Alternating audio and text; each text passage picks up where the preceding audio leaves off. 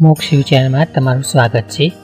સીતા સાતમ વ્રતની વિધિ, મહત્વ અને વ્રત કથા। તો ચલો આજે આપણે સીતા માતાની વાર્તા સાંભળીશું અને ધન્યતા અનુભવીશું। વ્રતની વિધિ છે, શ્રાવણ વદ સાતમના દિવસે સૌભાગ્યવતી સ્ત્રીઓ આ વ્રત કરે છે। વ્રત કરનારને સવારે વહેલા ઉઠી ઠંડા પાણીથી નાહવું તથા આખો દિવસ તાડું ખાવું।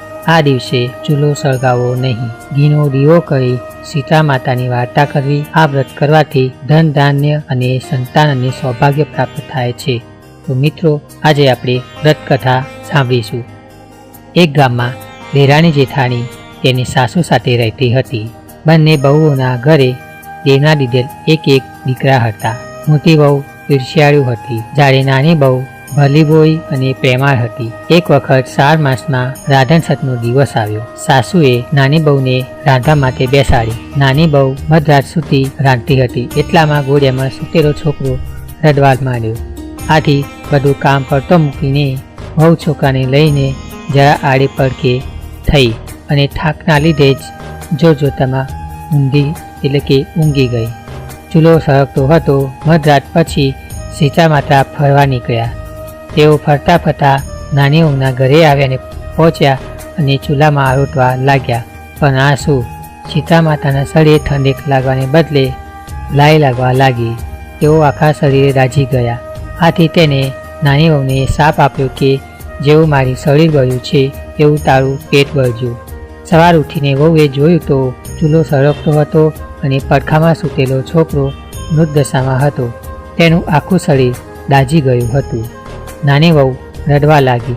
તેને ખ્યાલ આવી ગયો કે જરૂર સીતા માતાએ શ્રાપ આપ્યો છે। તે રડતી રડતી સાસુ પાસે ગઈ અને બધી વાત કરી। સાસુમાએ સાંત્વતા આપતા કહ્યું કે સીતા માતા પાસે જઈને પ્રાર્થના કર, બધું સારું થઈ જશે। બાળકને ટોપલામાં નાખી નાની વહુ નીકળી પડી। રસ્તામાં 2 તલાવડી આવી। તેને જોઈ। બંને તલાવડી પાણીથી છલોછલ હતી, પણ કોઈ તેને પાણી પીતું ન હતું। જે પણ પીએ તે મૃત્યુ પામતું હતું। નાની વહુને જોઈને તલાવડીઓ બોલી, બહેન, તું ક્યાં જાય છે? નાની બહુ કહ્યું, હું સીતા માતા પાસે સાપના નિવારણ માટે જાઉં છું। તલાવડીઓએ કહ્યું, બહેન, અમે એવા તેવા કયા પાપ કર્યા છે કે તમારું પાણી પીતા જ મૃત્યુ પામે છે? આ મારા સાપનું નિવારણ પૂછતા આવજો। નાની બહુ ત્યાંથી આગળ વધી। રસ્તામાં 2 આખલા મળ્યા। તેમની ડોકમાં ઘંટીના પડ લટકતા હતા। બંને લડતા હતા। નાની વહુને જોઈને બંને આખલાએ પૂછ્યું, બહેન, તું ક્યાં જાય છે? વહુએ કહ્યું, હું મારા સાપનું નિવારણ કરવા માટે જાઉં છું। આખલાએ કહ્યું, અમે એવા શું પાપ કર્યા છે કે અમને સદાય માટે લડતા રહીએ છીએ? તો અમારા સાપનું પણ નિવારણ પૂછતી આવજે। નાની વહુ આગળ વધી। થોડે દૂર જોઈ અને બોરડીના ઝાડ નીચે એક ડોશીમાં પોતાના વાળને ખંજવાતા બેઠા હતા। વહુને જોઈને ડોશીમાં બોલ્યા, બહેન, મારા માથામાં બહુ ખંજવાળ આવે છે, જરા જોઈએ આપને। વહુ દયાળુ હતી। તેને ઉતાવળ હતી, છતાં પણ પોતાના છોકરાને ડોશીમાના ખોળામાં મૂકી જુઓ વીણવા બેસી ગઈ। થોડી વારમાં ડોશીમાની ખંજવાળ મટી ગઈ। તેને બહુને આશીર્વાદ આપતા કહ્યું, જેવું મારું પાઠું થયું છે એવું તારું પેટ થજો। આટલું જ બોલતા ચમત્કાર થયો। ડોશીમાના ખોળામાં રહેલો છોકરો સજીવન થઈ ઉઠ્યો। બહુ આશ્ચર્ય પામી અને તેને જાણી થઈ ગઈ હતી કે આ ડોશીમાં બીજું કંઈ નહીં પણ સીતા માતા જ છે। આથી તેને પગે પડી ગઈ અને વહુએ તલાવડીના સાપનું નિવારણ પૂછ્યું। સીતા માતા બોલ્યા કે પૂર્વજન્મમાં આ બંને તલાવડીઓ સ્વપ્યો હતી, રોજ ઝઘડા કરતી હતી। કોઈ શાક છાશ આપે નહીં અને આપે તો પાણી નાખીને આપે। આથી એમનું પાણી કોઈ પીતું નથી, પણ તું એમનું પાણી પીજે એટલે એને પાપનો નાશ થશે। એ પછી વહુ બોલી આખલાના સાપ વિશે પૂછ્યું।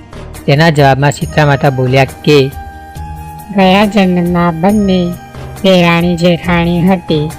તેઓ એટલી બધી ઈર્ષ્યાળુ હતી કે કોઈને ડરવા ખાંદવા ડરતી નથી।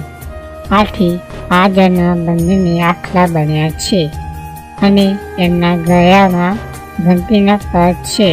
તું આ ઘંટીના પડ છોડી નાખજે, આથી તેના પાપ દૂર થશે। નાની વહુ ખુશ થઈ ગઈ. સીતા માતાના આશીર્વાદ લઈને છોકરાને લઈને પાછી ફરી. રસ્તામાં તેને પેલા બે આખલા મળ્યા.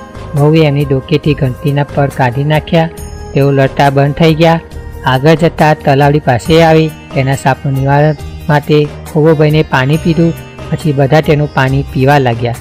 ઘર આવીને તેને સાસુમાની બધી વાત કરી. તેને જેઠાણીને તેની ઈર્ષ્યા થઈ.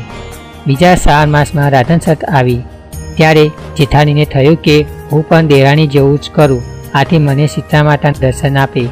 તે રાત્રે ચૂલો સળગતો રાખીને સૂઈ ગઈ હતી. મધરાત થતાં સીતા માતા ફરતા ફરતા મોટી વહુના ઘરે આવ્યા અને ચૂલામાં આરોટવા લાગ્યા. આથી તેનું શરીર દાઝી ગયું. તેમને શાપ આપ્યો કે જેવું મારું શરીર બળ્યું છે તેવું એનું પેટ બળજો. સવાર ઉઠીને જેઠાણીએ જોઈ તો ઘોડિયામાં છોકરો મૃત્યુ પામ્યો હતો. આ બનાવમાં દુઃખી જવાના બદલે જેઠાણી ઉલટાની ખુશ થઈ ગઈ અને તેને દેરાણીની જેમ છોકરાને ટોપલામાં લઈને ચાલી નીકળી. રસ્તામાં તલાવડી પૂછ્યું, બહેન ક્યાં જાઓ છો? જેઠાણી મોં મચકાતા બોલ્યું, તમારી શું પંચાયત છે? જોતા નથી કે મારો દીકરો મરી ગયો છે અને હું શીતળા માતાને મળવા જાઉં છું. તલાવડીએ કહ્યું. બહેન અમારું એક કામ કરતી આવજે ને. જેઠાણી તરત જ ના પાડી. આગળ તે બે આખલા મળ્યા તો જેઠાણીઓ આખલાને પણ તેને કામ કરવાની ના પાડી. આગળ જતાં ઝાડ નીચે ડોશીમા સ્વરૂપે સીતા માતાજી બેઠા હતા, માથું ખંજવાળતા હતા. તેથી તે જેઠાણી માથું જોઈને આપવાનું કહ્યું. તેને ગુસ્સે થઈને ના પાડી ને કહ્યું, હું કઈ નવરી છું કે હું તારું માથું ખંજવાળે કર્યું? જોતી નથી મારો દીકરો મરી ગયો છે. જેઠાણી આખો દિવસ રખડી પણ સીતા માતા ક્યાંય મળ્યા નહીં. આથી તે રડતી રડતી ઘરે આવી અને સીતા માતા જેવા દેરાણી ફર્યા તેવા સૌને ફરજો. મોક્ષ ચેનલ દ્વારકા.